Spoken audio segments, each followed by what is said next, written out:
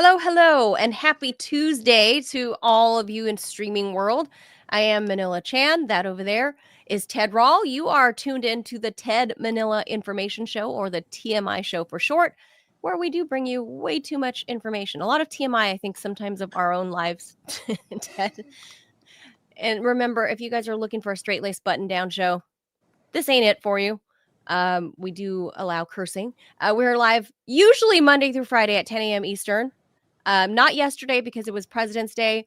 And I just want to apologize to the viewers because we told the viewers on Friday, Ted, that we would see them on Monday, forgetting that it was President's Day. And that was the deal I made with you, was since, I was a, can I even say no, I can't say inflammatory things on YouTube the first 10 minutes, right? Well, you can say inflammatory things. You can't say cursy things. Oh, okay. Well, I'm the N blank ZI word on MLK Day. And I said, we got to do the show because there was too much news. And I agreed that we would take the next federal holiday off. And we forgot it was Monday. So it was yesterday. Yeah, I mean, we took Sorry. the next, yeah. I mean, sorry, it's a bad look for the TMI show. We didn't take MLK Day off, but we took the day that celebrates 47 white guys. Well, no. Actually, 47, yes. White guys. 46. Well, there no. And a half. Actually, it's fewer than that, right? I think there's only been 38 presidents. Well, that's right. Because, like that. Right, multiple terms. Right. Yeah. Mm-hmm.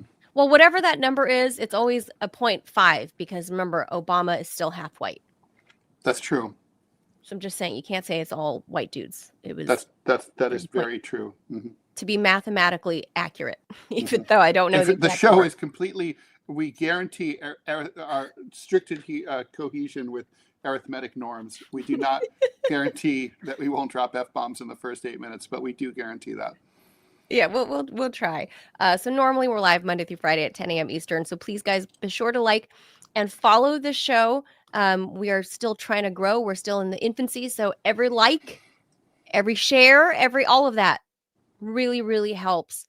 Producer Robbie will be very happy if you share the program. So with that, the main topic today that we're going to talk about is COVID-19. We are 5 years post-pandemic. That's the main topic. We'll get to that after headlines, of course.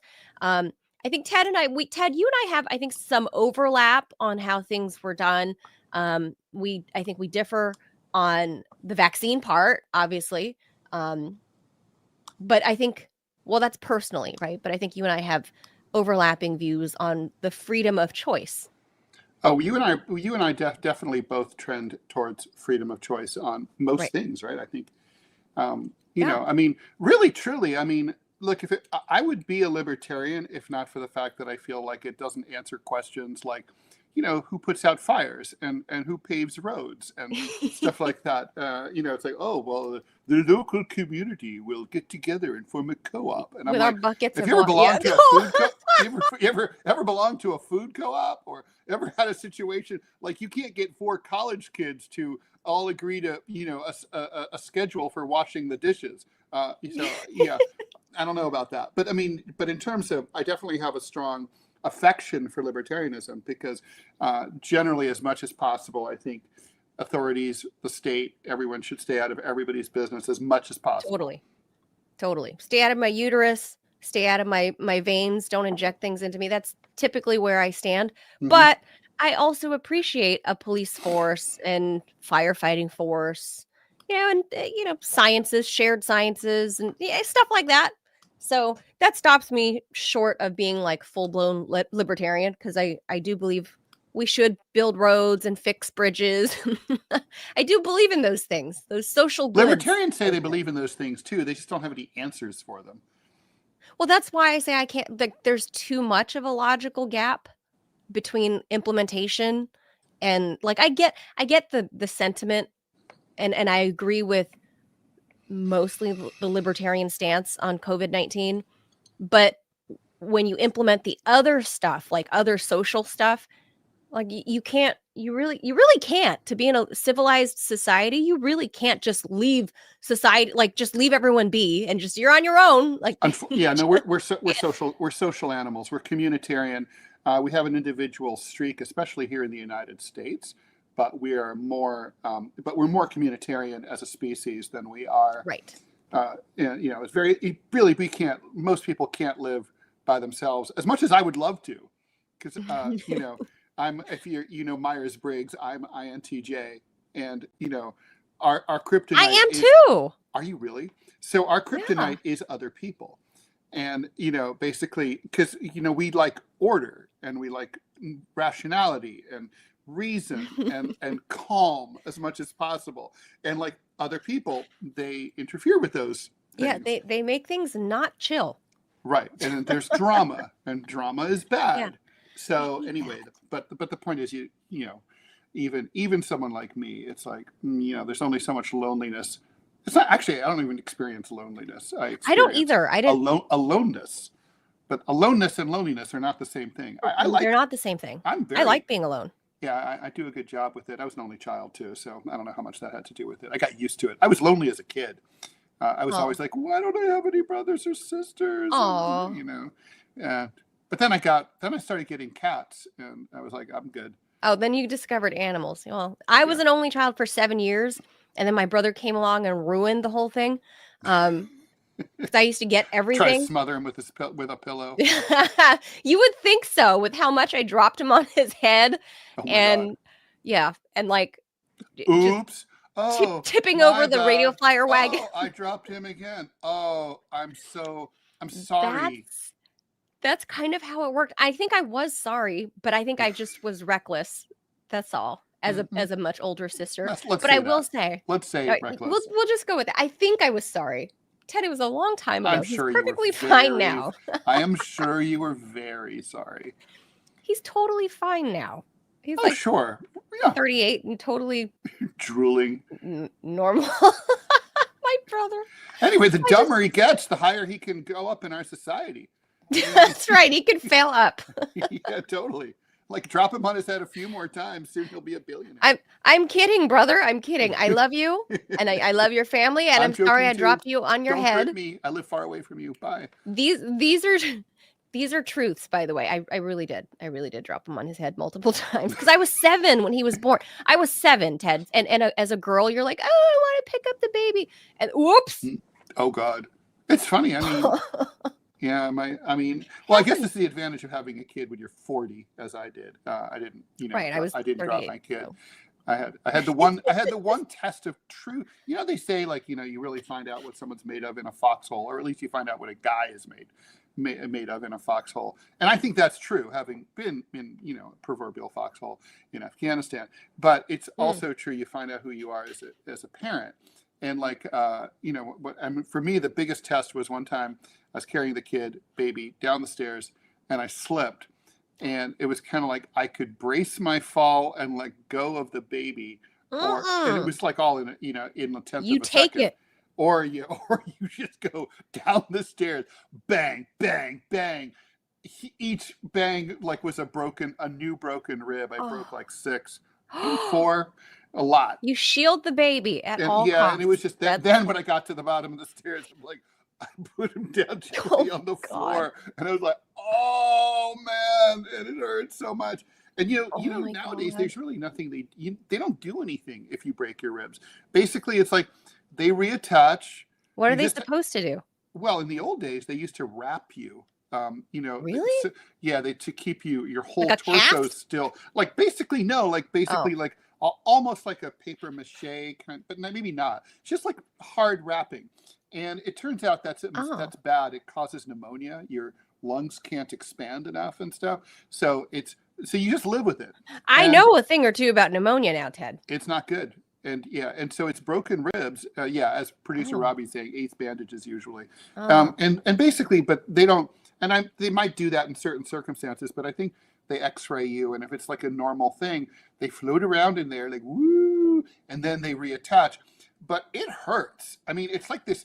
It's not like brutal. It's just this constant annoying, like weakness. You feel just terrible until it starts to resolve. It's happened to me twice. Oh, I've broken ribs, and oh it my was like, God. I was like, oh, yeah, I've broken my things, but not skeleton's ribs. gonna look crazy someday. All right, with that, let's hop into the headlines. And there will be, And I and the got topic will be this is the 5th anniversary of the 5 years. COVID-19 lockdown pandemic. When I the swear, week the Ted, world stood still, and we will seriously, get into I that. feel like it was yesterday, but I mean, I still That's what I trauma remember everything. is. That's by definition Visceral. what PTSD is when you are frozen. Like, let's say you're like you're a soldier in Iraq and you get blown up by an IED, and you're frozen in that moment from that day forward. That's PTSD, where you think about it Seared. as if it just happened. If the memory starts to fade, then you don't have PTSD. You had the trauma, but you don't have the PTSD.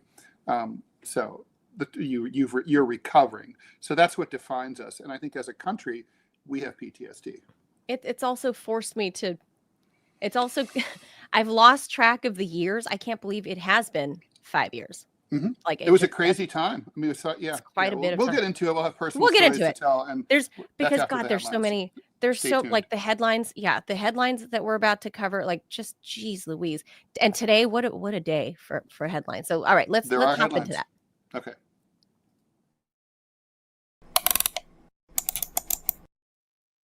Bear with me. We have some breaking news, but also we only have 4 stories up, but that's okay. We can talk about those. That's fine. All right, here we go. The U.S. and Russia talks in Saudi Arabia in Riyadh to discuss a peace agreement between Russia and Ukraine. Came to an end yesterday after 4.5 hours of discussion. As these things go, that's a long time. The meeting on Tuesday was the first face-to-face between Russia and the United States since the war began. Russian delegates gave their verdicts on how things went yesterday afternoon. Kirill Dmitriev, he's the head of Russia's Sovereign Wealth Fund, told Russian state television Channel 1 that a very positive, constructive dialogue has begun. Putin's aide Yuri Ushakov said things were not bad. So Russian, not bad. Which, by the way, that's like high praise. Russia. It really is. In Russia, yeah, someone says it is not bad. Like, how did your date go? Not bad. It means Not bad. You're probably going to get married. Russia's foreign minister really good. Sergey began talks with U.S. Secretary of State Marco Rubio yesterday morning. Neither Ukraine nor any European countries were invited. I have to say it's bad luck that Ukraine was not invited. As you know, I'm no lackey of Zelensky or Ukraine, but they ought to have been invited. But I don't see why. Now this is the big boy dinner. I don't see why the Europeans need to be there. But Ukraine can come later. Yeah, I guess. Zelensky, Ukrainian president, says Ukrainian President Volodymyr Zelensky says that Ukraine won't recognize any agreements reached from talks that it's not involved in, although I don't think there's going to be an agreement coming out of yesterday's talk. This was initial. EU leaders have also criticized their non-involvement. Whatever. The Kremlin said yesterday that Putin is prepared to speak to Zelensky if necessary. European leaders, the European Union leaders met for more than 3 hours at the Élysée Palace in Paris on Monday in order to scramble for a strategy in response to Trump's push for a deal with the Russian president and fears that the U.S. will reduce its defense commitments in the continent. A security guarantee from the U.S. is the only backstop that would deter Russia from attacking Ukraine again. That, according to Keir Starmer, after crisis talks with European leaders in Paris. I don't know about you, Manila. I think the Europeans just need to STFU here. This is like they were always the plus ones here anyway. This was always a U.S. war against Russia, U.S. proxy war. That's what this was. And the Biden administration got the Euros involved, and now they think that like they're equal partners. Like, nah, this isn't World War II. Like, you're not equal partners. It's like you guys are just subservient here. You never should have done this in the first place. I think personally, it's great. This is honestly great news. I mean, this war has dragged on for too long. The outcome was clear from the very beginning. It's like we know how this is going to end. the sooner it ends, the better for everyone involved, including and especially the Ukrainians. And Yeah. they've been led astray by a terrible president who fell for a line of crap by a terrible Secretary of State. And You think he fell for it, Ted? I think he was just in on it. okay, that's fair. I'm trying to be charitable, but you're right. Oh, yeah, And too charitable there. yeah, no, it's a grift. And he got his $500 million to $1 billion, and he's a happy man. So like, whatever, it's over now. It's like the show's over. I mean, I got a comment the couple days ago from a listener who said like, oh, you said on the air that like the French and other people aren't worried about Russia, and she said, I'm in France, and you should hear the propaganda where like they've riled up the French to think that like Putin's coming to invade Paris, right? And it's like, yeah. Okay, woo, like yeah, that's true in for this. That's true in the Nordic countries. That's true in the Nordic countries. That's what they. Why do you think Finland and Sweden joined? Right. NATO, right? Is because there's been all that talk, and I remember covering this on Modus Operandi, my old show, about how for the last 3 years, in places like Denmark, for example, where Mark Rutte was the prime minister, and he's now the what is it? NATO. Yeah, Mark Rutte is now the NATO boss, and Ursula von der Leyen moved to the EU Commission chair or president or whatever. But it's all musical chairs with those people, right? But over in Denmark, they were having some places were starting like nuclear drills again. They were telling people to hoard food supplies, medicines. I mean, literally saying the Russians are freaking coming. That's what they were like. There's TV commercials, absurd. magazines. It's like with Finland. That. Finland knows from their own experience, if Russia wants to invade them, they can come anytime. They can come and go. You have an 800-mile border. Like they can just roll. And they've been there before. The Russians visited. Right. They came, but not in 100 years. It's been 100 years since anything between Russia and Finland have ever been bad, right? Like literally in the past 100 years, the Finns have had nothing to worry about. Right. And ethnically, there's a camaraderie there, right? Because, or there should be, there's a connection, right? Because Russia comes from the word Ru, right? From the Ru River. And the people from the Ru River are ethnic Finns. So like Russians and Finns are basically the same people. The Finns migrated down the Ru River into what became, Russia. And the civilization sort of started in what is today Kiev, depending on your point of view, and then spread east. And so, like, I mean, these ties are very, they're very close. And like the U.S., I mean, Russia's not. I mean, it's so funny the whole idea that like Russia is all invadey. Like, okay, Russia doesn't need land. It's the one thing they don't care about. Like, look at a map. They don't. What they care about is security. And the way they maintain that security is they have friendly states around them. That's what they try to do. It's like, we don't need to be, they want to rent. They don't want to own. It's like, they want to have like buffer states all around them. Like, you're just not going to mess with us and we're cool. And that's it. That's what and Ukraine messed that up. Ukraine's like, we can do anything we want. It's like, we're independent now. It's like, I'm a grown up. Shut up, Dad. I'm 18. Yeah, I remember. It's like when my kid was 14, I could do whatever I want. I could live on my own. I'm like, really? With what money? Like, like not really. Like, good luck with that. No, dude. I don't think you can. I don't think so. It's kind of like you can live on your own. Like you little Yukis, you can do. You can do your own thing. You can like have your own little language and your own little culture, and and even like again, you can have your little Nazi party if you enjoy it.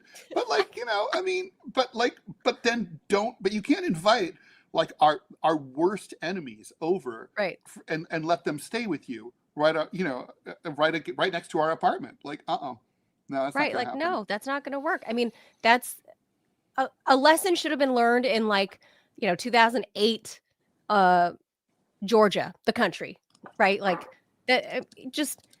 They flirted with disaster in 2008, right? And it wasn't this bad because the Georgians aren't this either foolish, Dumb, foolhardy, selfish, pig-headed, or greedy. corrupted. The leader then, right? Like, so I think this is all a positive Ukraine's step. biggest problem is I always wondered, like, if anybody over there owned a map, because it's like look at who's right next door, and look at where your new buddies, the U.S., come in. You know, it's like the U.S. was like basically like the cheap mistress, like hey, like no, come with me, baby, it's gonna be great. It's like, don't worry about the old battle axe, like, next door. Like, don't ignore them. Like, come with me. Got you. Like, yeah, come pulling over. It was just always bad news from the start. And I think people like you and I, Ted, from the beginning of this in 2022, we were the spoilers saying that there is only one way this is going to end. And we knew it. And the metrics were so dumb. The writing's on the wall. The metrics were so dumb. Like, Russia wanted to invade all of it, and they didn't get to right away. And also, look at all the people that got killed. It's like, study history. A million Russians, Ted. Haven't you heard? A million Russians have died.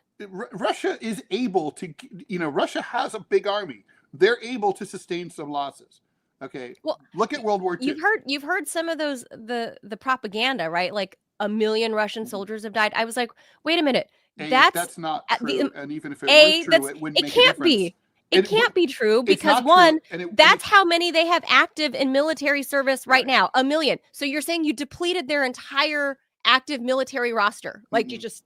But even if you did, they'd retrain, rinse, lather, repeat. Right. It's 6 times bigger than Ukraine. Sorry. And then let me, Ted, one more thing before we move to the next topic is this weekend, I don't know if you saw, but Keir Starmer, the current, and I underscore current Prime Minister of England, because, they go through them like every couple of months, I think, like every quarter. I think they cycle through them. He lasted longer than the cabbage. He did. And Liz Truss, by the way, is like doing media rounds for some reason now. I don't know why. How is that but anyway, not surprising? I don't even understand why. She's so unimpressive. But anyway, Keir Starmer this weekend. Cute. That's all. No, she's not, Ted. What do you mean? No. I'm looking her up again. I forgot. Liz Truss is not cute. No, she's not. Oh, yeah, she's kind of cute. No. Yeah, I don't 49 years old. But anyway, she's 49. Yeah. Mm-hmm. Oh, boy. I mean, she does have chipmunk cheeks. A couple years older than me. Well, at any rate, Keir Starmer. She has a nice head of hair. That's if I'm going to say something nice about her. But Keir Starmer this weekend opened his big fat mouth and said that he is prepared to send British troops on the ground to Ukraine as, quote, peacekeepers. And to me, that is a fucking recipe for World War III, because this asshole wants to commit British lives to Ukraine so that way we can suddenly enact Article 3 or Article 5 when inevitably, one of these peacekeepers in a false flag gets killed. And now it's Article 5, Three Musketeers policy, all for one for all. And he's like, I've taken serious thought and consideration, blah, blah, blah. Really? You're going to send peace? You're ready to send them there? You're ready to deploy them in order to obstruct peace talks? Like, that's okay. Your aim. You just gotta ignore that.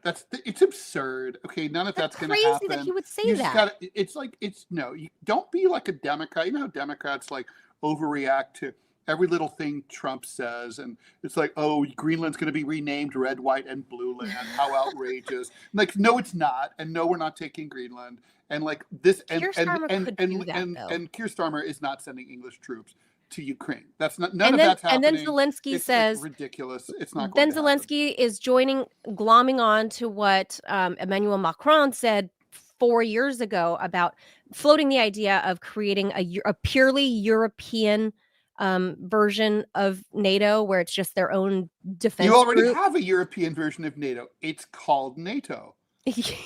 yeah, but meaning barring the U.S. If the U.S. were not in it, it would still be NATO. Just it was right. That's why the I mean, U.S. can get it's out of like you NATO, and then have it could that. be European. So Zelensky is now glomming onto that and saying, Yeah, okay, Emmanuel, you I recommended love this 3-4 Zelensky's. years ago. Let's do it. Zelensky's running around giving like recommendations like that. You guys should do this. And it's like, yeah, you're such a brilliant military strategist. Volodymyr, you've done a great job. We're all going to take cues from you. Like if they all end, I mean, like let's all lose 22% of our territory.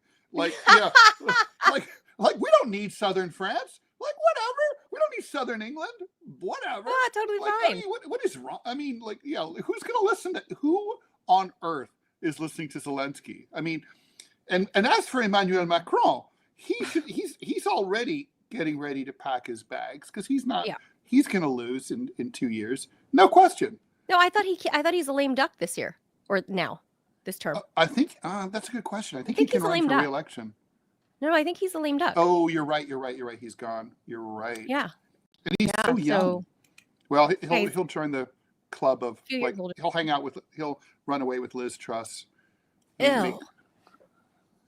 Well, I don't Although know. She's too got young his for him. 100-year-old wife or whatever. He's looking for someone older than his wife. All right, let's move on. I don't like Emmanuel Macron or his politics, but I do like their love story because it's so French. Oh, because it's so French. Yeah, I find French. it kind of creepy. It's so like Francois Truffaut. Like it is. The teacher fell in love with the teacher. It's so like the town is scandalized. They have to flee. He's like I didn't, but we waited till I was 18 to have sex. Oh, sure, God. you did. Yeah, I'm sure. There's no grooming involved. And when you're 16 and horny and a young boy, you're totally about waiting. All about it. All about it. Francois Truffaut, like remember the 400 Blows? Yeah, Les 400 Coups. Such excellent film. But you're film. right. It's in the Truffautian sense that yeah. But it's also like like that's just how I feel about those two. I'm like Well, I do like their story, and you have to be able to separate those things. All right. Anyway, or maybe you don't. Okay, moving on. A Delta flight attempting to land in Toronto amid strong winds and drifting snow crashed and flipped over on the tarmac Monday afternoon, coming to a rest with its belly up and at least one wing shorn off. I think it was actually both. Despite the crash landing, talk about poorly written, at least one wing shorn off. There's only two. Okay. Despite the crash landing, all 80 people aboard Flight 4819 were evacuated. Video shows black smoke billowing out of the plane, passengers walking out of the front and rear doors in the snow as the firefighters hosed it down. 18 people were injured. 3 people were critical, including a child. The others who were injured were taken to hospitals with minor to moderate injuries. 22 of the passengers were Canadians, aka future American citizens in our 51st state. Investigation is underway. The Transportation Safety Board of Canada will lead the investigation. The National Transportation Safety Board said it will also send American investigators to help out. There were strong winds coming out of the west at about 29 miles an hour with gusts of up to 38 at the time of the crash. That, according to the weather service there. It was a reported drifting snow in Toronto, which, like much of Toronto, was hit with 2 snowstorms in the past 2 days. I got to say, I saw that video, Manila, and my takeaway, and I would love to have Jamie come on and talk about this latest incident. But what struck me was there was a lot of snow on the landing strip and on the tarmac. And I'm just surprised that they even tried, that the airport was open for landing. Well, did they not? Don't they clear runways when you get snow? But if the snow's coming down too fast, then I mean, it must have just been very bad conditions. I mean, I could see a circumstance under which the plane could be how does it land somewhere else?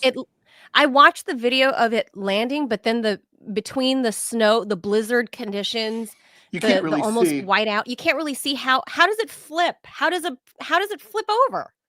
Well, I don't know. I'm purely speculating, but I imagine that that one of the wings, when you land and the wings are pretty close to the ground, and I could imagine and sometimes there's that tip thing. So I could imagine a wind gust tips you to one side, the wind, the one of the wings catches or strikes the ground, snaps over, and then it starts boom, boom, boom, boom, boom, boom. Because it snaps and then. And apparently and that then was, you're on their it was interesting. This was an top. unusual circumstance where the wings snapped off, and that allegedly is what saved these people's lives, because the fuel is mostly in the wings, right? So when there's an explosion, it has Is it to. really? Well, think about it logically, because that's where the engines are. So, Oh, that's so yeah. true. So if you lose the wings, there's not really anything. There's no fuel to blow up. So, not to mention it was Hmm. cold. But I mean, I think that's probably. So I'm wondering, how school buses are designed to fall apart in a certain way, like like if they crash, they're sort of built to sort of slowly Like well, decompile, and like in a there's certain crash. SUVs, like for example, like the GMC Yukon, and I know this because I worked for GMC. There are certain crumple zones where it's Hmm. meant to take the most impact, Right. and where it's meant to come apart for the jaws of life. Like for things like where you're most likely to get extracted, stuff like that. So I would imagine this similar technology is on these planes, and I guess so. On the screen here is the type of jet that it was, a Bombardier CJ CRJ 900 regional jet. So it didn't have the engines, I It's a guess, on the wing. mid-sized plane. Yeah, it's not a full So it's a size smaller. like like an I don't know what Airbus. to say. I've never landed in heavy snow, so I don't tend to go to cold places. Now I live in one because we're getting another snowstorm tomorrow. But Yeah, as are so we. I don't really know. I don't know what it's like to land in like a blizzard condition, and that if you're even supposed to. I literally have no experience in this. But I will say one thing, Ted. This has made me reconsider how I unbuckle my seatbelt. Usually, as soon as we hit the tarmac, as soon as I know that the Oh, plane has landed, I'm one of those people that I just can't oh, wait because I that's hate a being really restricted. bad life choice, Manila. Yeah. I know. So now it's like, oh, this is why you should keep the seatbelt on Yeah, until you're ready to disembark. Like, absolutely. No oh, question. because the people were hanging upside down, is what the reports say. Hmm. Like bats, right? They were literally suspended by their seatbelts, which is crazy, and which is why everybody on board survived, Right. because nobody like got thrown around because they Well, it were all looks like the buckled plane in. rolled. That's It's like crazy. it's sort of like when it's like when you're in a car accident, you're better off in a rolling car accident than you are in a direct impact. So Really? because the energy is dissipated over a distance, it's physics. If you roll your car and the car rolls, 500 feet, and I know this from experience because it's happened to me. It's upsetting and it's terrifying, but the energy dissipates over a distance, right? You go from Okay, say that 70 makes miles sense. an hour to 0 miles an hour over 500 feet, as Okay, opposed to yeah. hitting a tree, and you go from 70 miles an hour to zero Oh, miles the an hour in force. 6 inches. Okay, and so Oh, basically that's like it's all the difference in the world, and so you I can definitely see that. that's why. That's okay. I can see that. Like we saw like the Korean jet, remember? It crashed into a brick wall and they all died.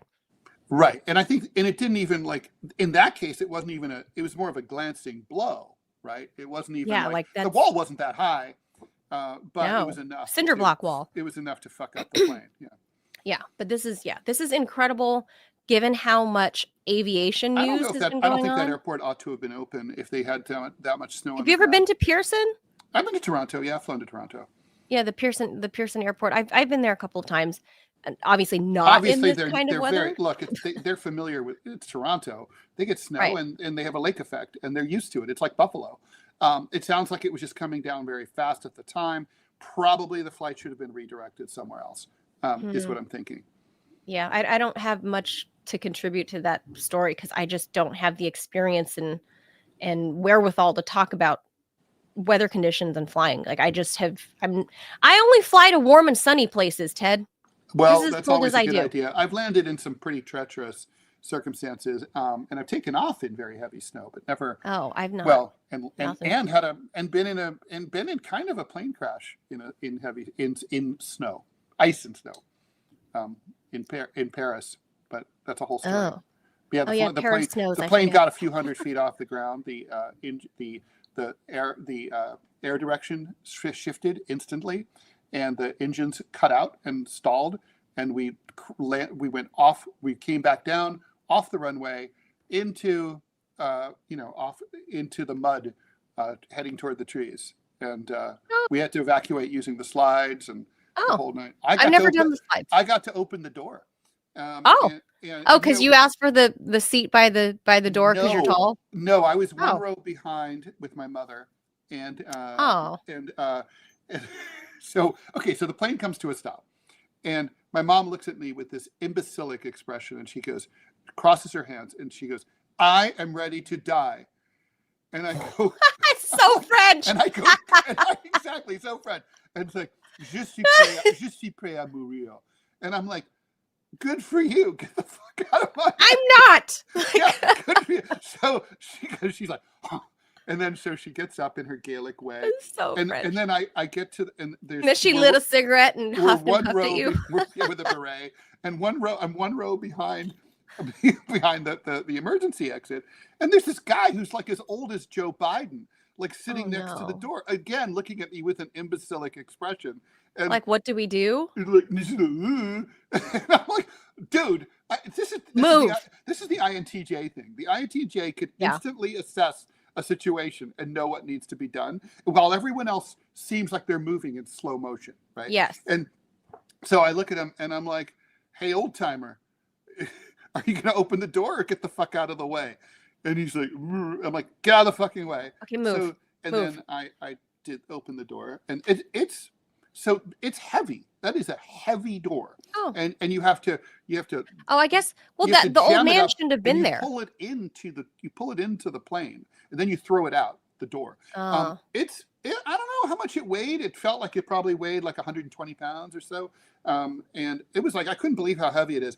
After I did that, now whenever I'm asked like, oh, are you ready to do everything for the evacuation? I'm always thinking to myself, yeah, I know how to do this. But it's like, I don't think really there's too many. I get angry when I see like little tiny like pocket people. Like me? Like you.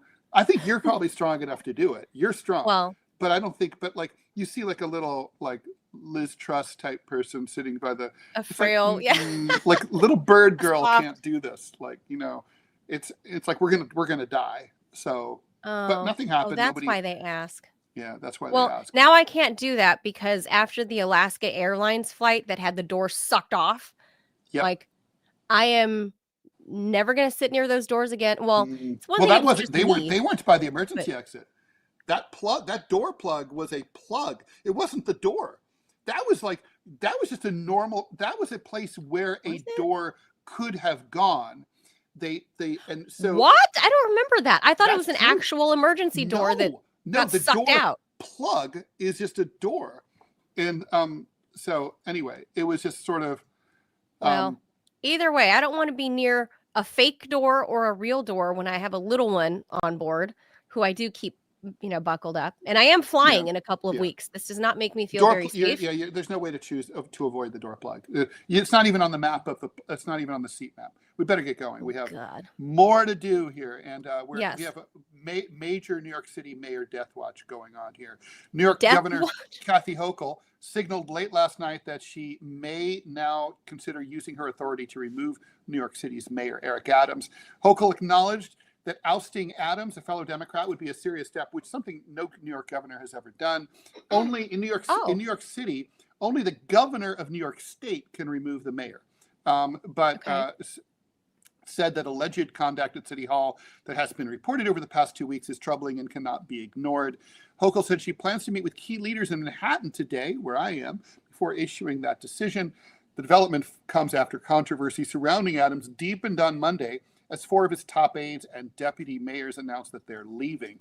The departures were triggered by the DOJ's controversial decision to drop corruption charges against Adams in exchange for Adams, and this is a quote, agreement to collaborate with the Trump administration on mass deportations from New York City.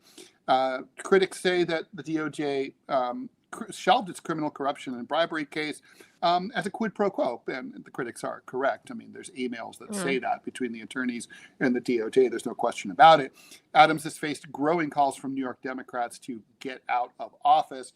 And then now some breaking news, a federal judge has now ordered Eric Adams, his attorneys, and DOJ prosecutors to appear in court right now in order to explain Immediately? right now. Yeah, their asses are like heading down there right now to explain the DOJ's request to dismiss criminal corruption charges against Adams. U.S. District Judge Dale Ho's emergency order suggests that he will not rubber stamp the highly unusual dismissal request, which has sparked concerns that the DOJ struck a deal with Adams, blah, blah, blah. Top DOJ lawyers on Friday asked Ho to toss the case after 7 prosecutors, including the acting U.S. attorney for Manhattan, resigned rather than comply with an order to file that request. So we've had like 11 top-level, high-level resignations over this fiasco. So basically, now I'm Facebook friends with Ron Kuby, the famous defense attorney. He says that there's no way ultimately for a judge to order a prosecution. A judge can find out what's going on and he can express discontent about it, but there's really no way he can say, well, you DOJ have to order a you have to get a new prosecutor to take care of this and go after Adams. What he can do is put the heat on. This is political. This is not a legal act. What's going on? Judge Ho is about to express most likely his discontent, and this is going to feed into the media firestorm and make Adams and put Hochul and Adams on the hot seat even more. Hochul doesn't want to get rid of Adams. Hochul is a You don't think so? She's a Democrat in name only. She's an upstate conservative Democrat. And she was picked because, in order to bear in mind, right, Andrew Cuomo was the governor at the time. She was lieutenant governor before he stepped down, and Lieutenant Governor Hochul for diddling his workers and for ass grabbing. And she was, and Hochul was meant to balance the ticket to get the conservative upstate vote. Now, bear in mind, Andrew Cuomo is not that liberal himself, but she's conservative compared to him. So this is. Well, there's a lot to say about him on our main topic on COVID. So anyway, I think, I've been saying this for a while. Look, I was wrong. I said there was no way Adams was going to make it to Labor Day. Then I said there was no way he was making it to New Year's. And I guess now I'm going to say he's not going to make it to St. Patrick's Day. But I do think, if he survives this, it's going to be a miracle. It's already amazing he's gotten this far. His approval rating is basically up there with like cockroaches here in New York City. So, rats have a better rating than he does.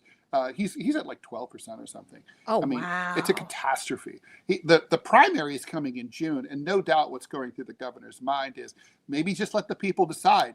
Let them decide in June. He'll get primaried out. That'll be that. Andrew Cuomo will be the nominee, and then we don't have to worry about that. But I view her as somebody. Things are moving fast. 4 months is an eternity right now. Yeah, I view Kathy Hochul as somebody that would flex her power just because. Just because. I don't think that's true. She wants Adams to remain in place. I don't think that's right at all. I don't know. I'm not following it very closely, but she rubs me as the type of woman. In New York City, sanctuary law is a very popular law here in New York City. It's bipartisan. Bloomberg and Giuliani both supported it as Republicans. What? Well, it's New York City. We have the Statue of Liberty here. We like immigrants. We even in all of Giuliani? Giuliani did ads on television talking about how much he loved the sanctuary city law and said we will never when he was mayor, we will never cooperate with ICE. We will never deport people. They're New Yorkers just like us. We all came from immigrants, blah, blah, blah. Now, he would probably say something different now, but I don't think he would, actually. I think he's just, if you notice, he doesn't talk about immigrants. He's just, no, I've never. Yeah, I've never heard him. Yeah, I've never heard him say that. Okay, let's roll along. Keep rolling. Keep rolling. So yeah, I'm going to probably don't trust my opinion on this because I've been wrong every step of the way here, but I think he's toast. And finally, China has accused the U.S. of a serious regression in its policy about Taiwan after the U.S. State Department got rid of language about not supporting Taiwanese independence from a website about relations with Taiwan. The status of Taiwan is considered the most sensitive issue between the U.S. and China, and it could escalate a burgeoning trade war between Trump's tariff regime into full-blown diplomatic fallout. China says Taiwan is its own territory, and periodically threatens to invade if Taiwan were ever to declare formal independence, which has not yet happened. It has pushed the U.S. to reduce support for the Taiwanese president Lai Ching-te, whom Beijing calls a dangerous separatist. Lai, however, has promised to maintain the status quo and not change anything, and says that it's Beijing that's creating instability. China reacted angrily to that new wording that appeared on the website. The phrase, "we do not support Taiwan independence," did not appear in the revised text published on the department website last week. The U.S. officially acknowledges Beijing's claim over Taiwan, but does not endorse it.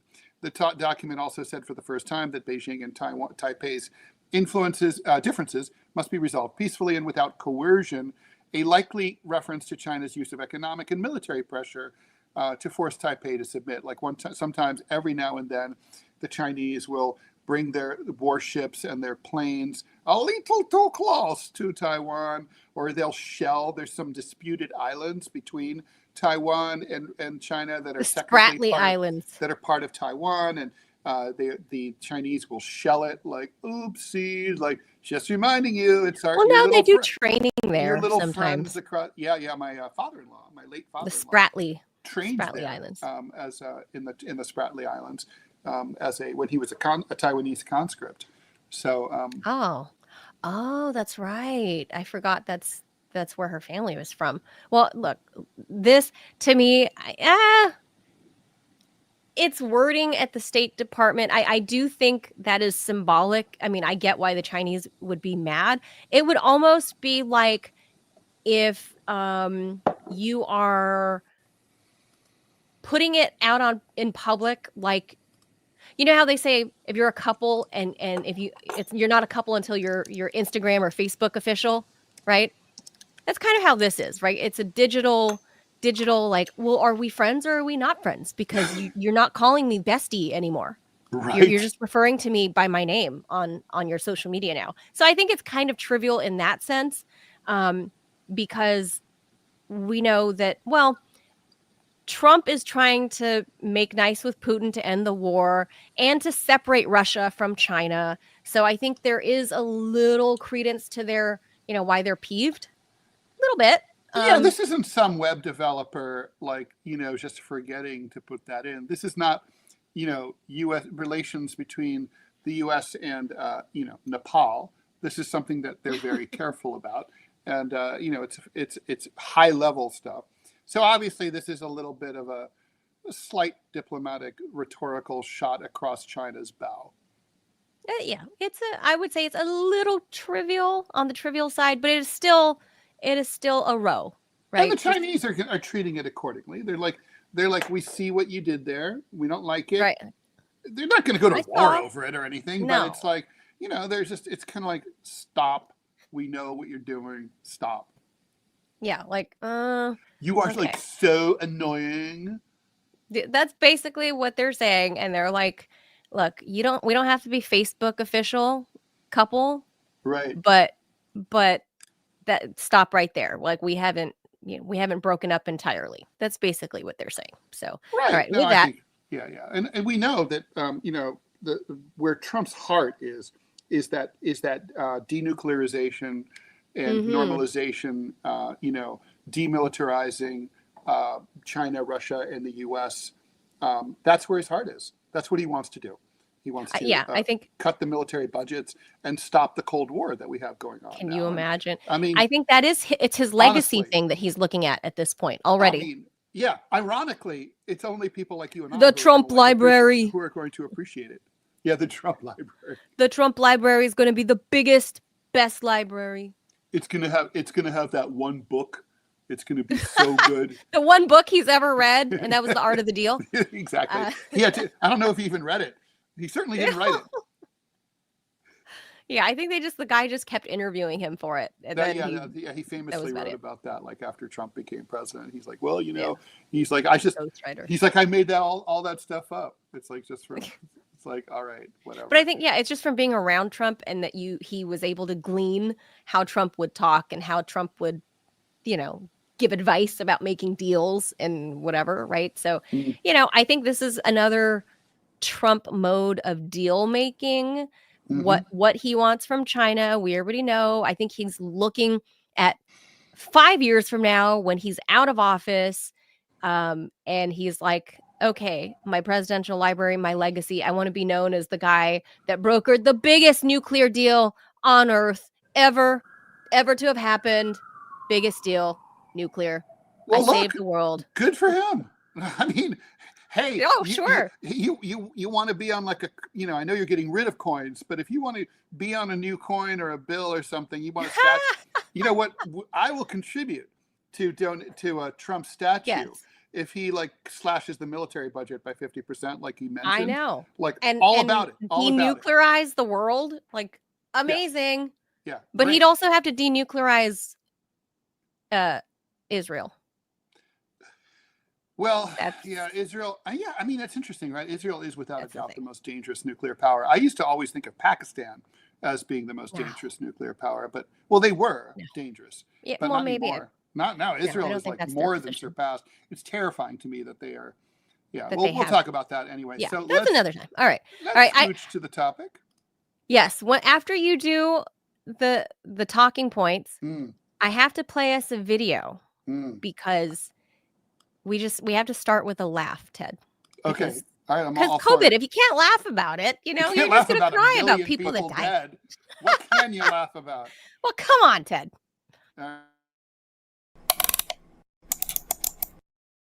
All right, it's been 5 years. Since 5 years ago this week, the United States entered an unprecedented national lockdown. The COVID-19 pandemic prompted the government, businesses, and educational institutions to shut down. Streets of major cities like New York City and Washington, D.C. turned into ghost towns, confused, traumatized, and terrified of a fatal respiratory virus whose means of transmission was not clearly understood until later. Remember how people were, they were leaving their groceries by the sun for a day before they would unpack them? Americans hid in their homes while over 1 million of their fellow citizens died, many of them alone in terrible agony and being poorly treated, right? They were using these respirators that only made things worse. The novel coronavirus struck as the United States was experiencing 3 major societal trends: a growing divide between left and right, decreasing trust in institutions, and a splintering of the information environment. Today, according to the Pew Research Center, 3/4 of Americans say the pandemic took a toll on their own lives. 27% say they remain traumatized. What are the longstanding implications? Things like long COVID. Have we learned anything? What would we do different? Let's talk about it. Everything. It's like, let me just summarize. I think everything was done wrong. And I was on air at the time, this whole time that during the COVID stuff, I had to go into DC, and Ted, you live in the city in New York. So you saw what the city looked like. It was ghost town. Same thing with downtown DC.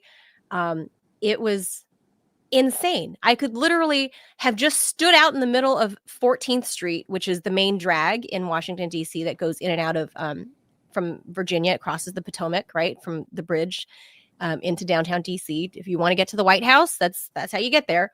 And I could stand there and I did for several minutes before even one car would pass by. It was insane. And then because I had to go to work because, I was essential as an essential worker, I was like, wow, there's no place for me to get a cup of coffee. There's no place for me to get a bite to eat.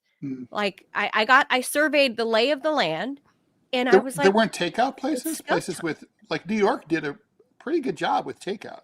You guys did that? We always do a good job. This is early on. Everything was shut down in DC. I'm saying in DC, everything was shut down. DC's a sleepier town anyway.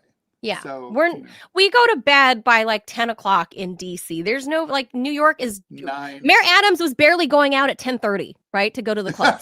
So yeah, he's barely leaving. He's just ending his disco nap by that point. Yeah. He's barely walking out the door at 10:30, while DC is like fast asleep by 10 p.m. So when the pandemic hit and Mayor Bowser issued, I mean, she was equally as bad as Governor Newsom in California, because I considered, like, should should I go back home and be with my family? Like take my whole family, my immediate nuclear family here and fly them back to California and we just be there?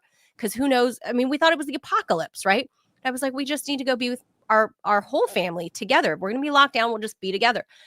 And then Gavin Newsom was doing some even more outrageous shit than Mayor Bowser. Newsom closed down the beaches. He closed down, like literally, there were no outdoor spaces that you were allowed to be at. You were getting picked up by beach police, literally, for fucking surfing. Gavin Newsom was an absolute tyrant. It was absolute tyranny. He was like mask mandating people to wear masks outside. You couldn't be outside at certain places. This was absolutely insane. He took sand and filled up the skate parks because the kids, after a few weeks, had nothing to do. They were like, let's go skateboarding at these skate parks. But instead, Governor Newsom filled up the damn, all the ramps and stuff, he filled sand up in all of those skate ramps and skate parks so kids couldn't do anything. He literally locked everybody inside their houses. It was awful. So for me, there was no place for an escape. I was either stuck here in DC, or if I go to California, I'd be literally trapped in my family's house. So we just didn't go anywhere. We stayed here, and I watched society come apart at the seams, like, firsthand experience, like you couldn't get an interview with anybody, there was not a soul on the street for me to get a soundbite from. It was just an insane time here. And even if I was seen walking around the city in downtown DC, Ted, I had to carry papers.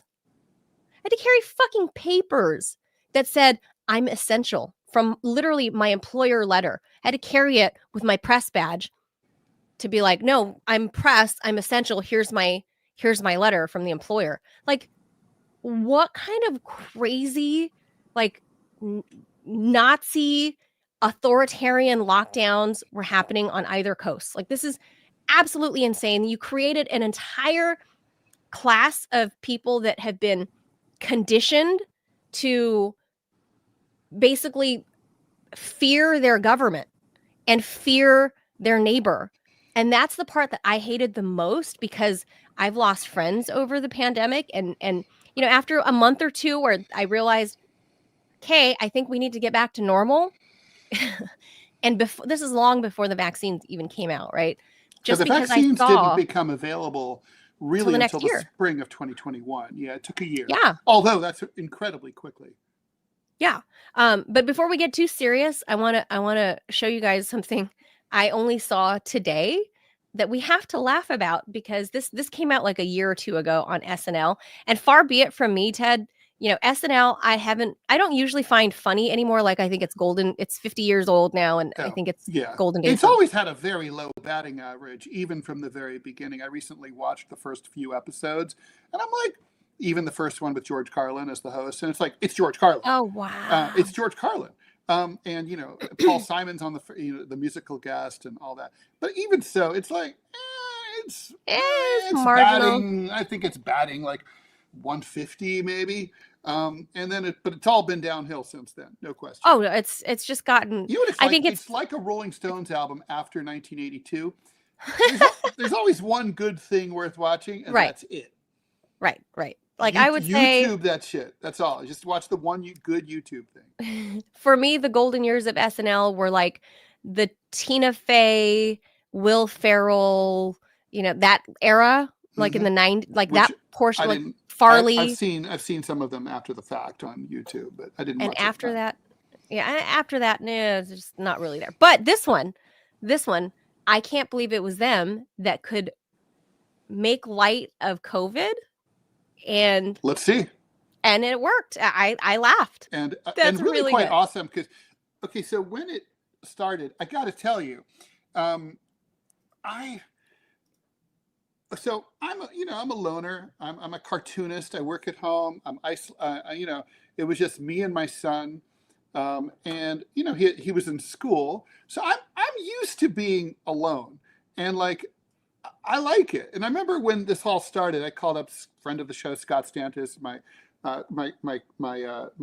co-host on the DMZ America podcast, and I'm like, this is going to be hard for Americans, and we're like, not for us.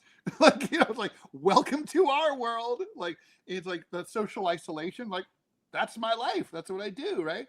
I draw and I write all day long, and that's it. So, but it is true. It is kind of like it's a vacay. And yeah, you're showing footage of like near Times Square. That's crazy. I was in. I decided. I'm a counterintuitive person. When COVID started, so here's what happened with me. Right, my mother died February 7th of 2020, and after several years of struggling against Alzheimer's and dementia. And she took a bad fall, and the last year was pure hell. I had to go to Ohio. I was in Ohio for her memorial service when the country shut down, and all the flights out of Ohio were getting canceled. Boom, boom, boom, boom. Ended up getting the last flight out of Cincinnati, Covington, Kentucky, as the whole country was shutting down. And anyway, by the time I got back here, I was living in the Eastern Long Island. At that time, I'd been trying to sell my house. I called up my broker. I'm like, our house is now worth twice as much. And she's like, what do you mean? No one's going to want to like move now. I'm like, are you kidding me? Everyone's going to want to leave New York City and get the hell out. And like, they're going to want to buy my house. And this house that nobody wanted to see, nobody was interested in, like nobody would come and visit it. They were giving lowball offers. Suddenly, people are writing these personal, heartfelt notes like, I love your house so much. I want to live there. Someone Facebook messaged me saying like, oh my God. like, dude, you don't understand. I have to have your house. I don't even need to see it. I'll pay cash, like in $100 bills. The person offered to pay in. I'm like, why do you have, let's just say, close to $1 million in cash? Well, I won't ask that question. But anyway, the point is fine. Yeah. Never ask a man about his business, Ted. Yeah, whatever, Zelensky. And so anyway, the thing is, it was just it was crazy. But I was like, at that time, I'm like, oh my God, I saw the whole potential. I was like, oh, I can sell my house. And I could move to a neighborhood in New York City that I could never afford normally because the rents were plummeting because everyone's leaving. Was it? So I got this apartment for like a third of what the rent should have been, maybe half. Wow. And they were desperate. They threw in 2 free months rent for the first year. They were like, just come. I move in. There's the doorman across the street's like, wait, you're moving in? He goes, everyone else is leaving. The population of the city dropped by nearly 1 million people. Wow. And I was like, yeah, I'm moving in. It's like, and so it was awesome. You could parking, not a problem. We drove all over the city, my son and I. We parked legally in Times Square. It looked like that, legally, like just parked the car, like we're we're in Fort Wayne, Indiana. Like it was just, it was like insane. You just drove up and found parking. Yeah, and so of unheard of. And obviously it was a dark period too. I mean, there was the fear of like not knowing. People were paranoid. I remember even when I was still living out in the Hamptons, I went running. And I'd see people like in the forest running with a mask on. And I'd be like, but okay, you're 350 feet away from me and there's a wind or by the ocean. They're like, and I was like, okay, we didn't know everything at the time about how it was spread. And there had been, but still, it was like, right. If it's that contagious, we're all going to die anyway. Right. So, I was kind of like, I'm just not going to live that way. And I have asthma. So the masks were brutal. And, we were told all that stuff about, like, remember the homemade masks, like that people were making? Those didn't work. And businesses were born from that. Yeah. Good for them. Good for them. I still have my Ramones mask. I was like, oh, that's cool. I'm going to have a punk rock mask. Yeah. These are going to be strange little items that are going to be in, if anything's left in 100 years, these will be funny collectibles. All of those neck gaiters, none of that shit worked, right? Or look at all the restaurants when they finally did in the DMV Metro, when they finally allowed or not indoor, but the dining rooms of restaurants to be open, or their patios or whatever. Remember how when the hostess would go seat you, you had to wear your mask, Mm-hmm. and then you were advised that you can take it off after you sat down at your table because Or you have to, COVID stops there. or keep it on until you're eating. But of course, the sophistry of that is, think about that. So let's stipulate that the masks was working perfectly. You have a great N95, which nobody did, and even people who had them didn't know how to wear them properly. Blah blah blah. But let's just stipulate, for the sake of argument, that everything By the way, I'm going to pop Robbie said in about too. masks was 100% accurate. Like, okay, that makes no sense. If taking off your mask is dangerous, it's dangerous while you're eating. They shouldn't have let people into the restaurant to eat, right? They should have or had the restaurant open at all if it's that dangerous. I mean, the point is, this was, most of these protocols, and this is not saying anything controversial, were lifted out of the experience of the Spanish flu pandemic. Like the 6 foot, the standing 6 feet apart thing. That just seemed like they made that up in 1918. Look at the 6 feet standing right there. Right, and they made that. Look remember, at that. there's still markers on some store floors here in New York. Yeah, no, they're plenty. Look at this. Look, I popped producer Robbie in here, by the way. He's up on the screen. Yeah. And he's worked in the medical industry, so he was around, that time, right, Robbie?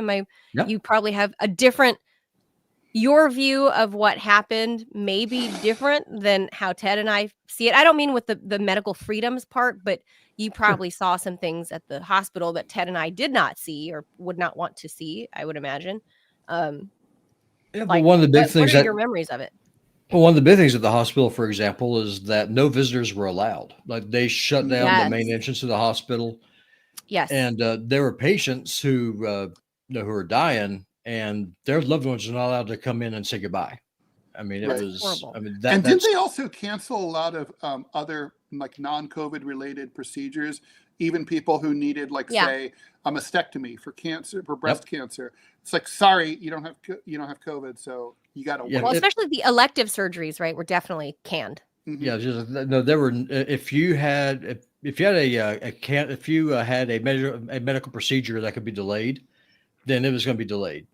And here where I am, our ICU, the hospital I work at, only had 20 beds. Well, when this all happened, a lot of the snowbirds are still up here and stuff. People are kind of trapped. And so we have a little children's wing, and it was actually converted into a COVID ward, and they were full. Oh. And so, I mean, we had a daily tally about how many COVID patients as we had, how many of them were, then they had kind of color coded about the severity. And so, I mean, it was a ongoing thing. And, when the mandate come out to have, to get the jab, which is safe and effective, 100%. Absolutely. Very much safe and effective. I love the jab. Very much. I did not want to do it. And as people who watch the show know, I'm not an anti-vaxxer, but right. I am a Christian. Some of the vaccines that were used, they involve those stem cells and things. And morally, I oppose that. And so I requested a religious exemption. And I was told, no, if you want to have a job, you will do this. Oh, that was the national norm. I wrote a piece for the 100%. Wall Street Journal, a journalistic, not an opinion piece, for the Wall Street Journal, where I interviewed a lot of health workers, thousands of whom, that didn't interview thousands, but many thousands of whom lost their jobs because they refused to get vaccinated. And this was by this point, it was after the Omicron variant. It's believed that as of Omicron, it was understood at the time that the vaccine was safe and effective in reducing symptoms and making it more likely you would survive, or if you got it, it wouldn't be as bad. But it was definitely not asserted that it prevented spread. And so therefore, I mean, the only logical purpose of punishing health workers for not having the vaccine would be to prevent spread. I mean, it's not nobody's business whether Robbie gets I mean, I love Robbie. I don't want him to die of COVID, but it's not really. But if he suffers, That's yeah, not it's not germane to. That's on him. That's his right. decision as an adult, right? Yeah, well, things I don't have the core mobility, and so the pushback that I had is that if the vaccine is effective, then why do I need to be stuck?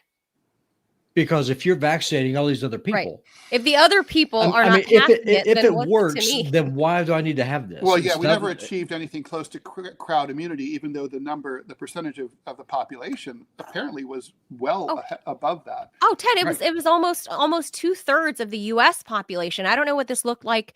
Although in you don't Europe. really know, you don't know the tipping point until you get there, right? Is the thing about the crowd immunity.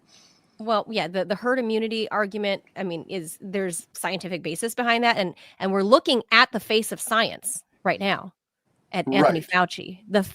He is science, the embodiment, the personification he is of science. Capital S drop shadow S science. Yes, but I mean, he is science, and all the proclamations that were made from any government official about all of this. Speaking of hospitals, Robbie, I mean, my brother-in-law is a nurse in the Pacific Northwest. They laid him off. Ex-brother-in-law. And a bunch of other people. Ex-brother-in-law. He got laid off. He got laid off because of COVID. Because they make most of their money from these elective procedures, and so the hospital was like going broke, ironically, while they're turning patients away. Yeah, and that happened a lot. And interesting. And that's one of the things. Shortage afterwards. No, that's one of the things I really want to talk to. Y'all remember when we had the conversation with Caleb? I was asking kind of that conversation about communism. Can you tell the state no? And this is a situation where, in a supposed republic, the state acted in a very authoritarian mean, saying you will do this, you will comply, or you will be crushed. And that's, I mean, how you're talking about libertarianism earlier. I have a very big libertarian bend. It's not the government's business to tell me what medication I have to take. Right. I mean, look, here's what I think. My take on this has always been, look, I was very enthusiastically vaccinated. Yes. To say the least, right? I mean, I even wrote a piece in the Wall Street Journal about it. I was interviewed on CNN. But you have the mobility. It makes sense. Yeah. I mean, for you, it 100% makes sense. And I suffer from respiratory issues. I've almost died from swine flu. I've had pneumonia a bunch of times. So that was my decision to make as an adult. And I made it. And I couldn't wait for the vaccine to come out. And I rushed out to get it. I traveled far to get it. So I'm not, so I was very pleased about it at the time. But that said, even at the time, I've always believed that, it's kind of like, if the government should not have ordered anyone to, there should have been no vaccine mandates. It's like the government should have made it a free society. The American people should have been convinced to do what the government suggested. The government should have had a public information campaign. They should have, done whatever they needed to through outreach, through the media, to convince the American people, to convince enough of them to do this. And if they couldn't, another way to look at it is, let's just say they couldn't get enough people to do it, and let's just say we all die because they can't. Well, then, that's Darwinism, right? Then our society's not meant to go on. A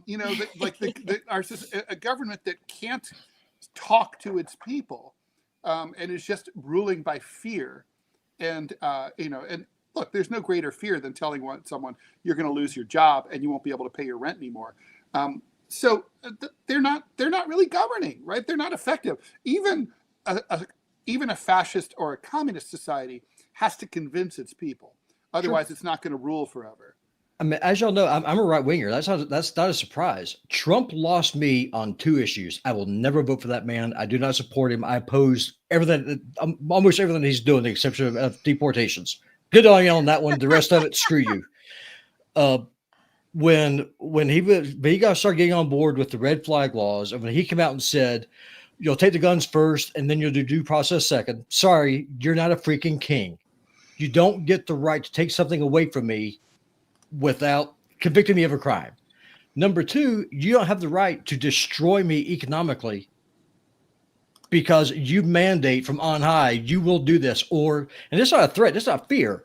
It's like, I will crush you. Right. There's let's put nothing it small this way. government about that. Let's just say for the sake of argument that, we're like the president and two advisors here. And like, we know for a hardcore fact that this disease is going to, kill millions and millions of people unless we rein it in. And we know that we've got to get vaccines into arms. And we do not have enough time to convince everyone through PR announcements with Michael J. Fox, right? So how do we, then there is a workaround here. You could say like, okay, so you're a public health worker. It's too dangerous to have, Robbie in the hospital, but we can pay Robbie to stay home.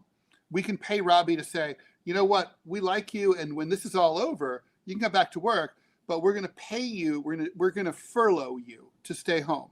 This is, by the way, what France did with private restaurants and everything. When France closed down their private sector and went into lockdown, they paid all the restaurateurs. They did? To stay. They said, stay closed. They show us that we know how much you made last year from your taxes. We'll send you a check.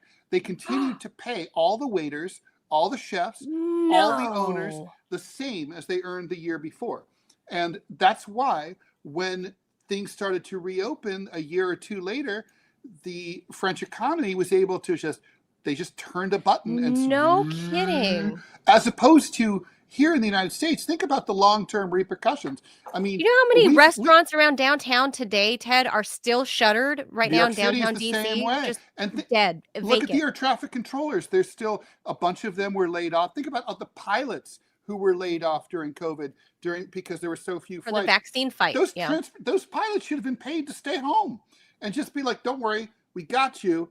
But this is not that's just it. Forever. The gajillions of dollars that the airlines make, that their C-level executives make, right? Money hand over fist, rather than furlough the pilots, they cut them loose, and as well as they got involved. Every company got involved into this vaccine fight and trying to force their workers into it, or else you get laid off or fired. I mean, we saw the DOD cut tens of thousands of soldiers that did not want the vaccine. Right. And President Trump has just brought them back on and given them back pay. And if they want, if they, based on their service time, some of them could remain out. I'd like them to do something similar with all the nurses and other people. Right. I think that's the right move to do. Whereas if you look around, when I go home to Los Angeles, there are so many restaurants that I loved eating at, small mom and pop places in downtown, that did not survive. Other places in my hometown of Whittier, they're gone forever. Places that I grew up eating at we're talking family businesses that have been there since mid-century, like the 1960s. And by the way, Whittier is where The Wonder Years was filmed. Yeah. So when you look at the streets, that's Whittier. Those are all gone now. The little mom and pop diners here where I live. Guess how many of them shut down during the lockdown? 0. Really? Every one of them, they put up the Gadsden flag out front. They said, "Don't tread on me." Every single one of them. I mean, they put those little yellow flags. Really? They told the sheriff, they said, "We fucking dare you to come shut us down. We will shoot you." No kidding. That's it's Montana. And the F-bomb was deliberate. I mean, that's what they said. Is like, if you want to shut us down, if you want to crush us economically, then by God, come and take it. Yeah, in Ohio. And that's what they meant. Okay. Everything was on the down low in Ohio. I spent a lot of time there because that was the year my mom died, and I had to take care of her selling her house and going back and forth by car to get possessions that I wanted to keep and stuff. And so for example, that was when remember you couldn't get a haircut. All the barbershops were closed and all the hair salons were closed. So a friend, I learned to cut hair because of that. A friend hooked me up with a hair easy, and it was like hair. Is that like the Flowbee? Like a speakeasy, but it was for hair. So it was like it was a hair salon, and I was told to go in through the delivery entrance and, give a certain secret knock. And then inside there's it was like a party going on. It was just like, we're going to do what we want. We're Ohioans. We will make you, unlike Montana. Montana will tell the sheriff, we're not listening to you. We're armed to the teeth. In Ohio, it's like, we'll sneak around and we'll just do what we want. And pretend to be adhering to the Don't law. even talk about Californians, because you all saw how California responded. There was a diner easy too that I went to where all the doors were closed and locked, but if you were in the know, everything, everyone's eating, no masks. Wow. Well, let's not forget, guys, Europe, especially in France, Emmanuel Macron was trying to start the whole the vaccine passport thing. We were trying to do the vaccine. I went to France during that period. Did you? I went in, and it's like, by the way, also the French are like rascals too. I had I had to bring my CDC card, and they were saying you go to you can get your French passport, your vaccine passport, because I had the vaxes, using your CDC card. You have to just go to a pharmacy. You go to the pharmacy. Of course, French technology sucks. It didn't work. So all the pharmacies are like, whatever, we'll just give it to you. So they put in all a bunch of BS numbers like 00001. And it's like, done. And so what? Yeah, right, because it was an app. It's all bullshit.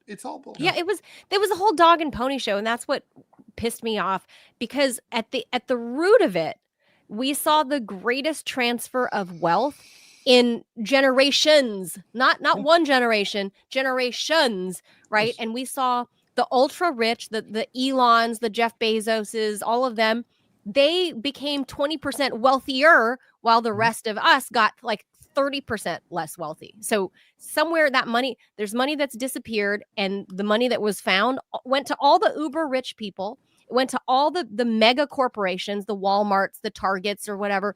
Meanwhile, the little mom and pop business, and that's something I'm passionate about, because my mom was a small business owner right before she retired from a brain injury. But I grew up in a family with a small business, and my dad was a civil servant, SEIU member. So all of this stuff hits close to home for me, and seeing all these mom and pop businesses go out of business. Meanwhile, Walmart is considered essential, but the very, very few mom and pop general stores, liquor stores were considered essential.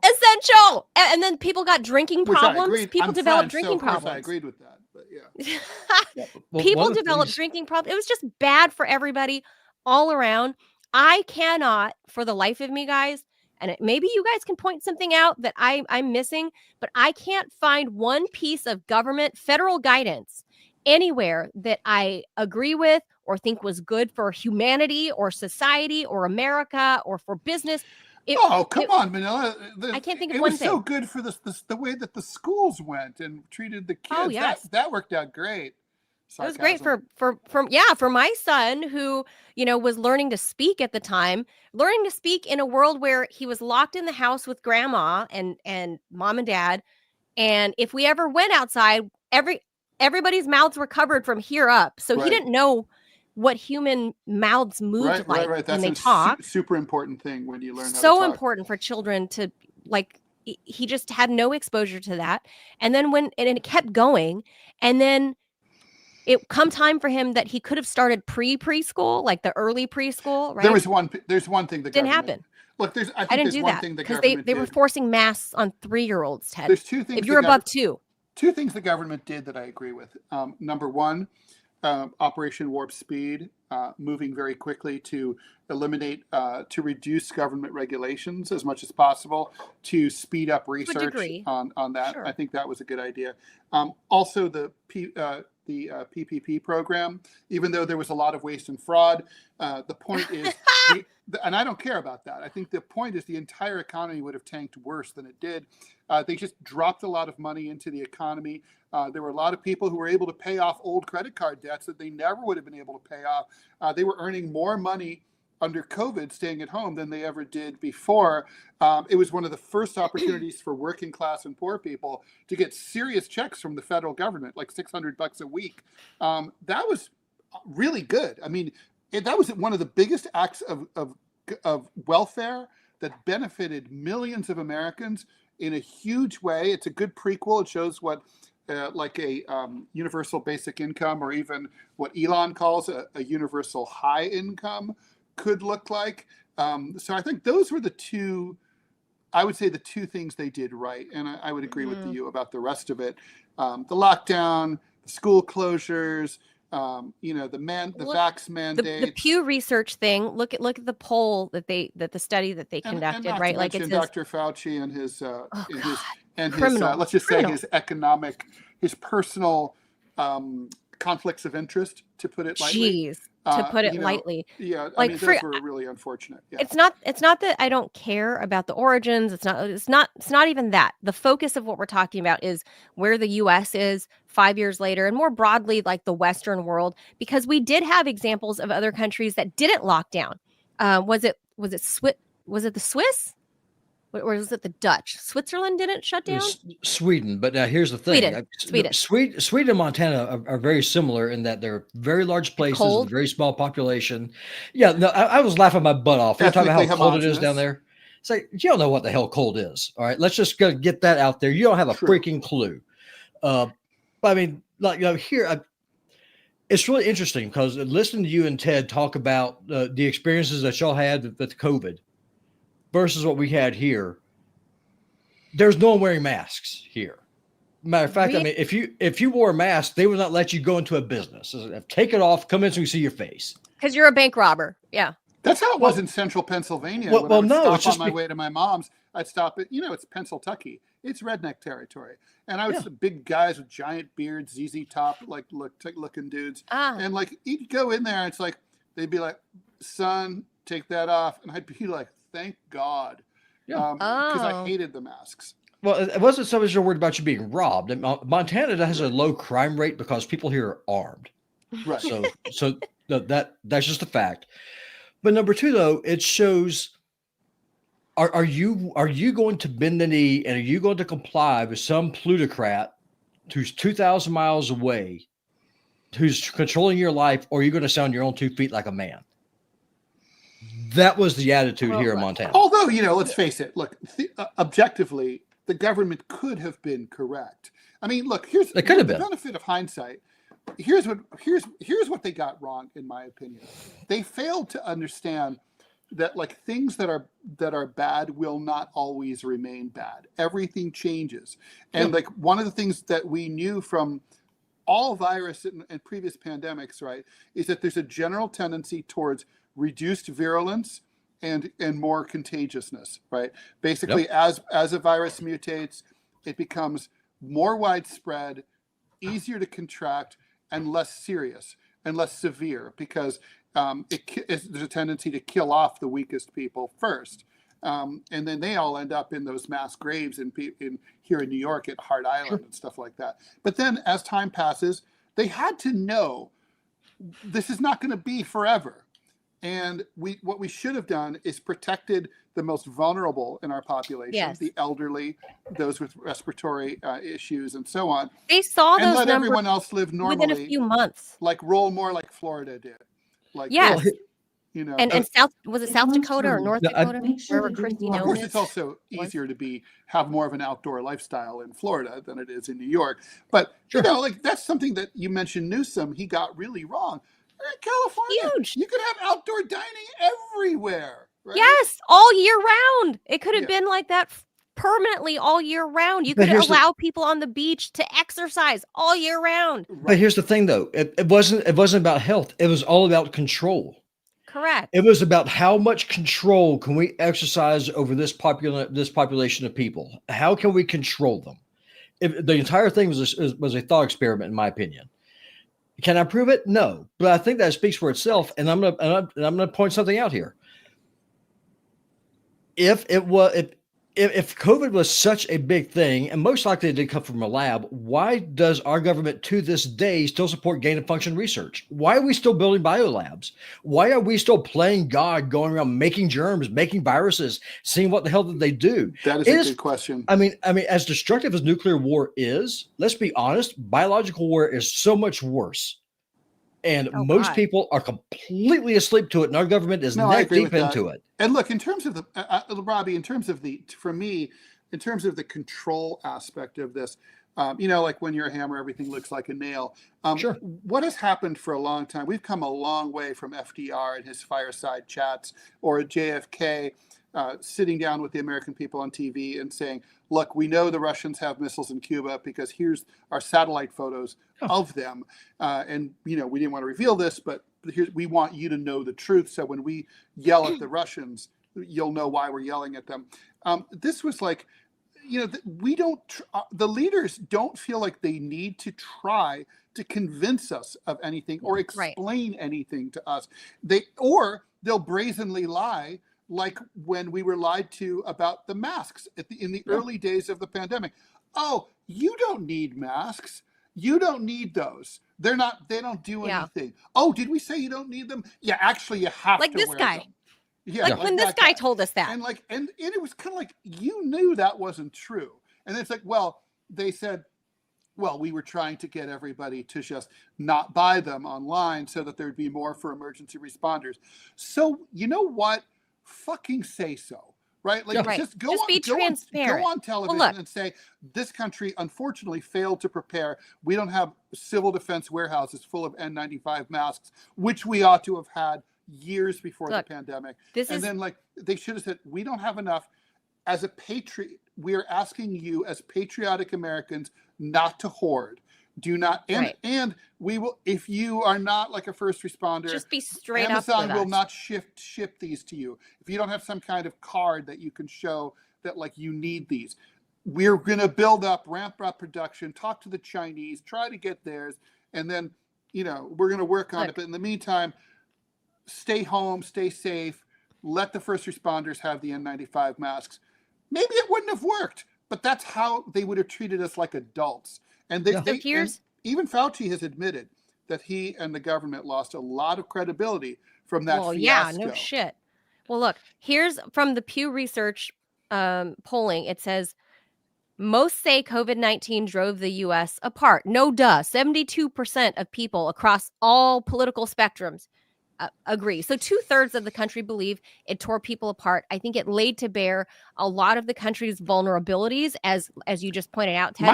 How we are not planned well. My friends can't believe that I had friends who were anti-vax. They were like, "You have friends who are vaccinated?" Like if I had said like they're racist and hate black people, they wouldn't have hated them as much. I know. I was one of those people. I mean, like I couldn't believe that I had to fight tooth and nail between some of the, not all, but some of the managers at RT America at the time.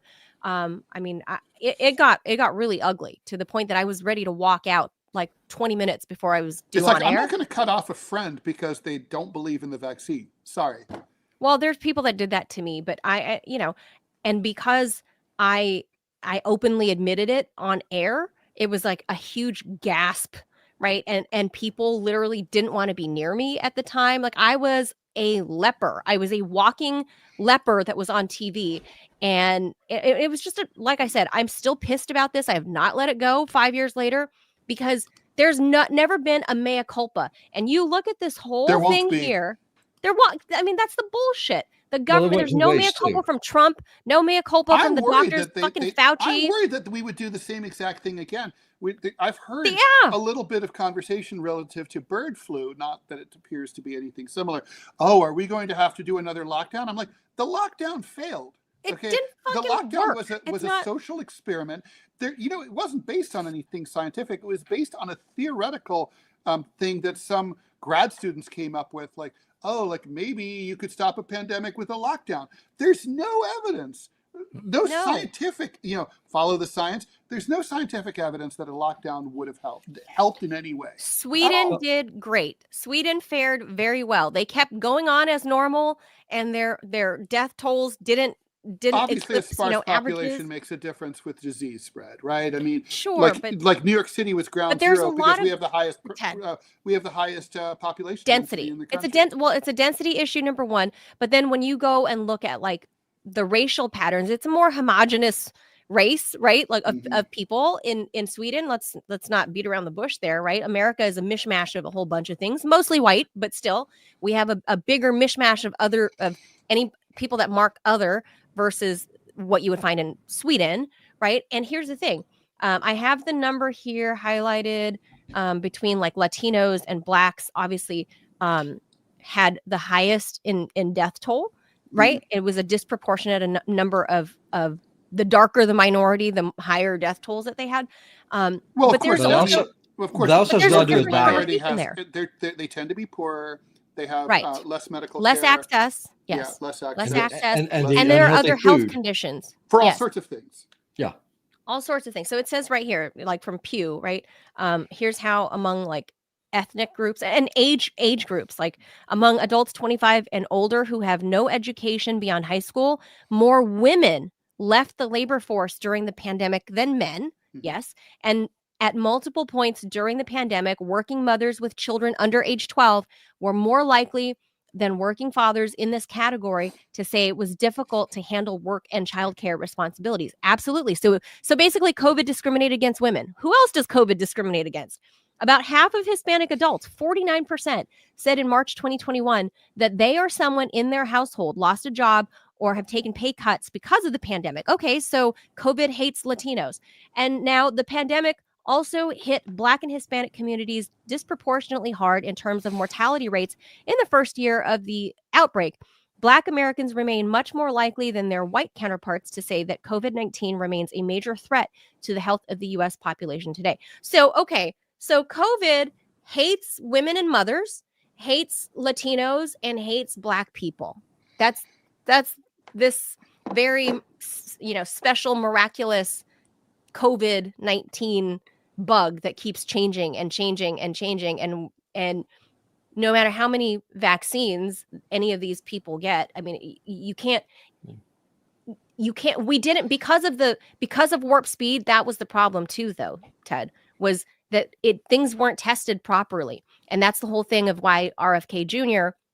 was arguing, that we were pitching the vaccine wrong, and now you've discredited thanks Anthony Fauci, you've now discredited the whole of American healthcare infrastructure now, and science. People don't trust us anymore.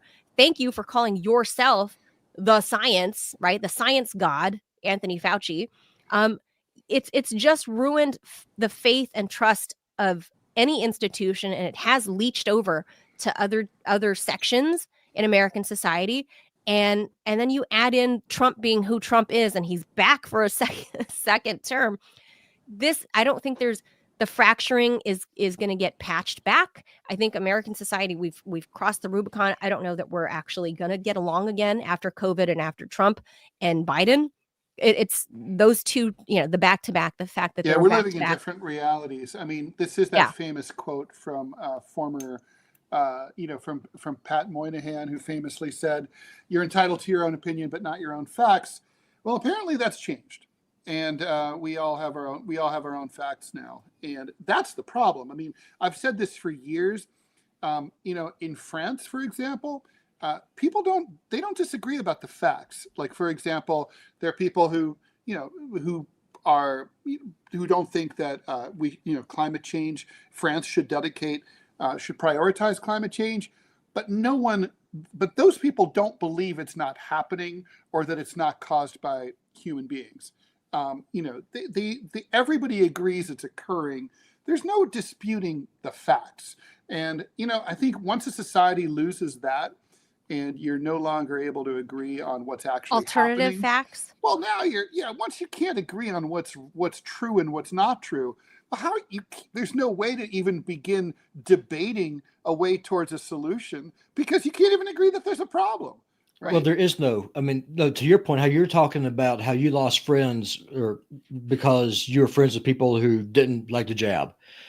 Me and my wife, we're going to a different church, the one we're going to now. Long story short, because I know we're way over on time. They made it almost like gospel doctrine that the COVID that COVID was a complete scam. It was a psyop. Now, keep in mind, I work in a freaking hospital. Okay, I'm seeing what's actually happened. I know what's going on. because I disagreed. Said no. I mean, is this thing the Black Death the way that the media is portraying it? No, it's not. But to come out and say that it's not real is not It correct killed either. 1 out of every 300 Americans, so it was real. Oh, very much so. Well, yeah. I mean, they kicked us out of the church over it. It killed Scott's father-in-law. Yeah, they kicked us out of the church. So I mean, I had family members. The political. I know it's real. I almost died. So the divide in the American people and the American populace is it's so broad. There's so much distrust, and not just distrust, just anger, and sometimes even hatred on both sides, on both poles. I don't know how we recover. It's the it's the contempt. I mean, we don't know what the future holds. I hope that we can end up with a unifying force. Face of contempt right here. There's contempt. There's a lot of, but I mean, the thing is, it's like the way I hear my liberal Democratic friends talk about Trump supporters, like, those people, like, and it goes the other way. True, like, this fucking woke Democrats, like, that's bad. I was called a communist yesterday, Ted, which is to me is hilarious. Congratulations! Thank you, because I posted a video from Red Note. And I asked a very simple question on Facebook. It's like, why is it that China, who our country says is backwards and dangerous, why they have high-speed rails and no homelessness, and you're able to go for like $30 for the equivalent of where I am in the Flathead Valley to Chicago for $40. True. On a high-speed train that's not going to derail. Why can we not have these things? And I was called a communist for that question. It's like, that's not an argument. You're showing that you're ignorant, that you're a moron, but that's not an argument. That doesn't make me a communist because I want. You're just asking a question. That makes you an idiot. Oh, well, I guess it means you're asking about our national spending priorities. That's all. Of course. And so just like so to me, it just seems like China exported their homelessness problem to them, and then we gave them our infrastructure. Is that what you're trying to say? I mean, it doesn't make any sense. That's just trade-off. That's just dumb. Yeah, but yeah, this is. So obviously there's going to be, there's a million layers to this COVID onion that we just don't have the time for. And the fact that we've gone so long, I think the fact that we've gone so long is part of the, we haven't talked about this. We haven't put it to rest. I think we should wrap it up now, but it's like, we are still traumatized. In the very early days of the pandemic, there was an interview. It really bugs me because I have not been able to figure out who it was who, was the subject of this interview, because I'd love to play it here for us. But this historian was interviewed in the early days on NPR, I think it was, and they asked. She was a historian who had studied the Spanish flu pandemic, and she was asked, why is it that we haven't, as students of history, we haven't really talked much about the Spanish flu pandemic. It's an obscure chapter in history. In high schools, history class, kids don't learn about it. Maybe it's a mention. Blink and you'll miss it, right? And it's like, and she said, well, the American people were really deeply traumatized by the Spanish flu pandemic, and it wasn't because of the virus. It's because they didn't like the way that they themselves acted and felt during the pandemic. And once it was over, they just put it behind them and got into the roaring 20s and did the flapper thing and started doing the jitterbug and playing jazz records really loud and drinking and violating the prohibition statute. And that was it. Like, they were like, we're kicking the dust of this virus off our feet. Fuck it, we're never looking back. And she said that's why. And people they didn't write about it. They didn't write memoirs about it. They just lived the rest of their lives and died, and that was it. And I think we're seeing a little bit of that now. People are really just like, they don't want to think about it. But the problem is, we haven't learned much from it. I'm really worried that we would do something similar in 5 or 10 or 15 or 100 years if we had the same problem. Yeah. Absolutely. We're bound to repeat it. We don't learn. But I want to know why we're still doing gain of function research. To me, that's just absolutely insane. Well, find us, producer Robbie, find us an expert to talk about that. Yeah. I don't know anybody that does. I mean, I would so love obviously there to has to be a understand that. scientific reason, right? I mean, Well, and also, as Victoria Nuland did confirm, those gain of function research labs are also in Ukraine. Don't forget. That's circling us right back to the very first topic, Ukraine. And we do these labs in China. We do these labs in Ukraine. We do like wherever we can put them to try out various, ethnic populations. okay, so what I'm getting from just a quick Google search is that it's risky, of course, as you point out, Robbie, very true.